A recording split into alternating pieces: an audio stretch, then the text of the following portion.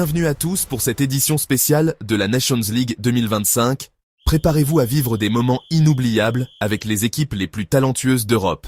Nous allons plonger ensemble dans l'atmosphère électrique de ce tournoi unique. L'émission spéciale Final Four UEFA Nations League 2025 sur JK Sports Network à destination des animateurs JK et Sophia ainsi que des chroniqueurs Jacques et Marc. Bonsoir à toutes et à tous, fidèles passionnés de football. Bienvenue dans cette édition exceptionnelle de JK Sports Network, en direct de Stuttgart, pour vivre ensemble un choc continental. La France affronte l'Espagne en demi-finale de l'UEFA Nations League 2025. Une affiche de rêve, un parfum de revanche, une rencontre au sommet entre deux géants du football européen. Bonsoir JK, bonsoir chers auditeurs. Effectivement, quel choc. On parle ici des deux dernières nations championnes d'Europe. La France, vainqueur de la Nations League 2021, face à l'Espagne, tenante du titre et sacrée à l'Euro 2024. C'est aussi la revanche directe de la demi-finale de Munich l'an dernier, remportée par les Espagnols après un but mythique signé Lamine Yamal. Bonsoir à tous. Oui, et au-delà de l'affiche, c'est une véritable opposition de style. La France, avec sa puissance physique, sa vitesse et sa verticalité. L'Espagne, avec son jeu de contrôle, de redoublement et sa maîtrise du ballon. Deux philosophies, deux projets. Et un seul ticket pour la grande finale de dimanche. Bonsoir la team. Et quel décor pour cette affiche. Stuttgart, théâtre d'un affrontement qui s'annonce palpitant, stratégique, mentalement exigeant. L'Espagne reste sur 18 matchs sans défaite, c'est la référence actuelle. Mais la France, malgré une phase compliquée, sait répondre présente dans les grands rendez-vous. Attention aux Bleus. Pas de grande compétition cet été, mais ce Final Four nous offre une bataille de haut niveau avec des sélections en pleine transition entre deux générations et déjà tournées vers la Coupe du Monde 2026.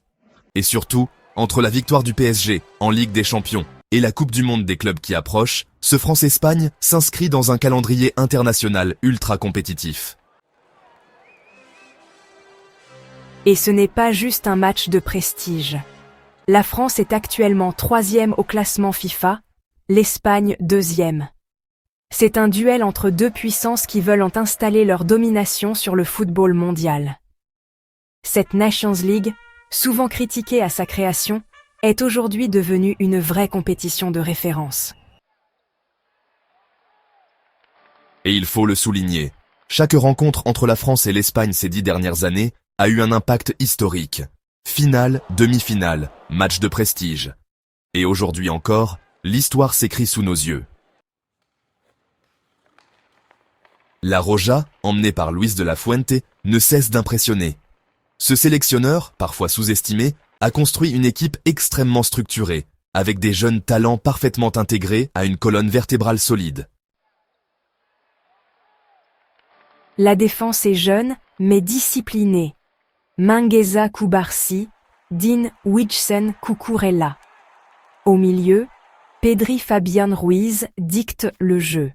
Il crée des angles, accélère les transitions, tout en maintenant un niveau de possession supérieur à 60% par match.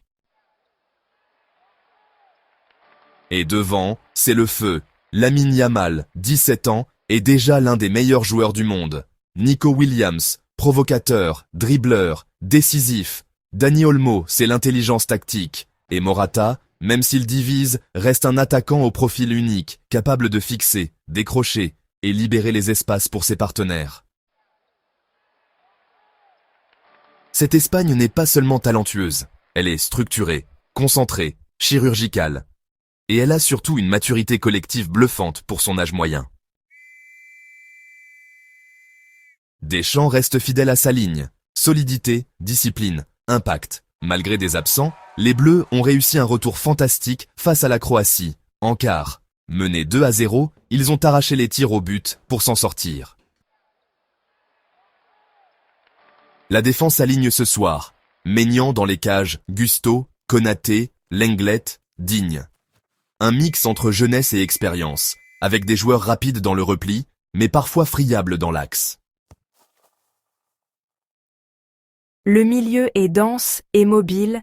Tchouaméni, en sentinelle Manu Koné, révélation de la saison Rabiot, dans un rôle de box-to-box, ils devront briser le tempo espagnol sans perdre leur lucidité dans la relance. Et devant, le danger est partout, Dembélé, imprévisible, doué, percutant, et bien sûr Kylian Mbappé, le capitaine, qui reste le joueur le plus décisif des Bleus. Il a inscrit ou provoqué 7 buts sur les 9 derniers matchs de l'équipe de France. On va scruter attentivement Mbappé vs Witsen, un duel générationnel entre vitesse et physique. Yamal vs Digne, la technique et l'audace face à l'expérience défensive.